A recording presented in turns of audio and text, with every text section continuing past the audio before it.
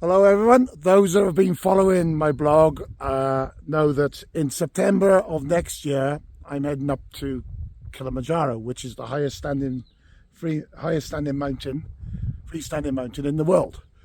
And I'm doing it for raising money and awareness for a wonderful charity that's called the DPJ Foundation, which is a charity in Wales that works with the agriculture and rural setting of a much needed support around mental health and everything to do with mental health. And those that follow my page would know I was having a chat with this man about 2 years ago, and in that conversation, well, the DPJ came up, Ted, didn't it? This is Ted Davies, everyone.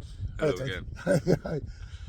So, Ted, when we were having the conversation around DPJ before, you just done that podcast with him. That's it.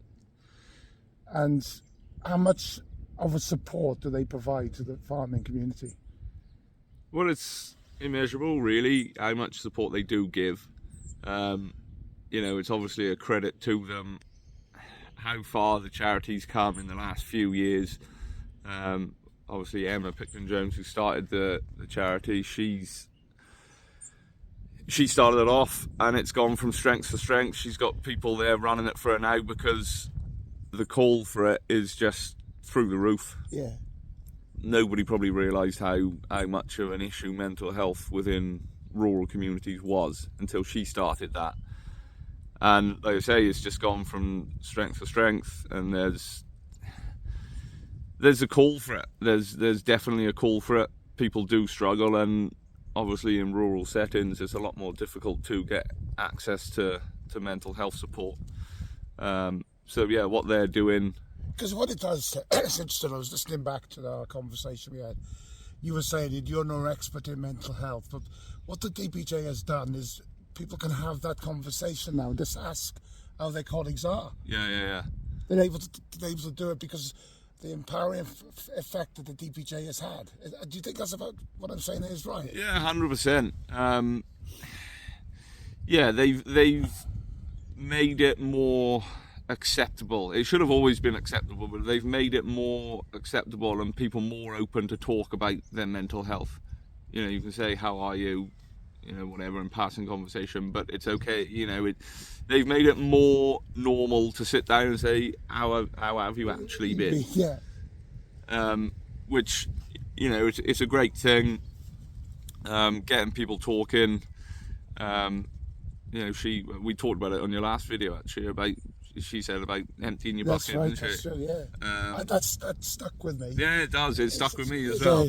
Yeah. And even just having a conversation with your mate or whoever, my old mate Jungle. Yes. It's emptying your bucket, isn't it? Yeah. And that's. Well, I always say about DPJ, right? I said they're right at the farmer's gate. That's it. They're right there. There's me and Ted leaning on the gate having a chat. Do you think that's right? We found a gate that swings as well. That's why I brought you here, because this gate swings. They're right about the other gates with you. Yeah. But they are, Ted, aren't they? Yeah. That's a big positive about what they do is obviously farmers are, and I'm not just saying farmers, but farmers are pretty tied to the farm, and they'll send people out to talk to you on the farm, in the field, at the market, wherever you feel most comfortable to open up about your problems and everything. So yeah, it's a fantastic charity, and like I say, it's made it so much more accessible to people by going to the problem. The stigma is it's a big fight to end the stigma about talk about mental health. Yeah, definitely. But they're right there doing it and making it, as you say, accessible to talk. Yeah, and that's the biggest thing, making it accessible for people that, their counsellors will go out to farms or wherever people feel comfortable. She told us in the interview that we did with her that, some of her counsellors have had conversations in the cow shed, in the market. Yeah. One bloke wanted to sit the one side of the hedge and the counsellor was the other side, because that's where he didn't want to talk to anyone face to face, but they stood either side of a hedge. Well, if that's what it takes to get people talking, that's what the good thing about them is. They're so open to just get people talking and where they're comfortable. That's what's inspired me really to do this challenge, or the the Kilimanjaro adventure, as I call it, but to raise money and awareness for the DPJ. And that's the other reason I'm up at the Hill Farm with Ted, because I put in a request. I did say I'd get out there, I'd get out and talk to people. Now Ted's going to be talking to me about a couple of routes around here. I could perhaps go on some walking, Ted, don't you? Well, you can go wherever you want, John. Thank you, Ted. Yeah. Just shut the gates behind you. Yeah, we'll shut the gate. Yeah. So me and Ted are going to have a conversation about some routes. But if there's anyone out there, I could come out to your farm, have a chat about what you do on your farm, the DPJ. Please get in contact with me. But Ted, again, another wonderful chat, me old mate. Thank you, Jungle. And let this man get on. What you got on next, Ted? I'm going to market now. You're going to market, are you? Yeah, have a breakfast. Are you? I can. Cheers, Ted, boy.